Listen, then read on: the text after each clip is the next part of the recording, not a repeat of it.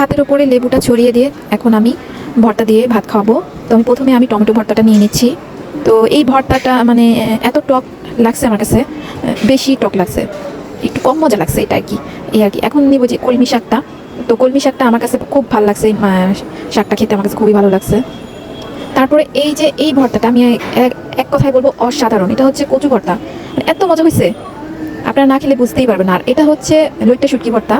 এই ভর্তাটা ভালো হয়েছে, তো তেমন একটা ভালো হয় নাই। এর থেকে আমি ভালো ভর্তা বানাতে পারি।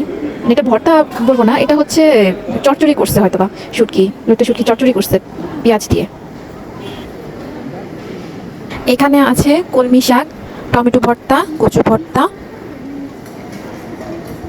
আর আছে লইট্টা শুটকি ভর্তা, আছে ডাল, আর আছে মুরগির ঝোল।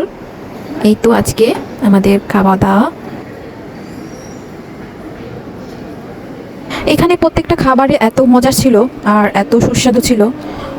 বেশ কিছু আইটেম এখানে ছিল না, লিস্টে যা যা তারা লিখেছিল সব আইটেমগুলো ছিল না। তো সেই কারণে আমি নিতে পারিনি সব কিছু।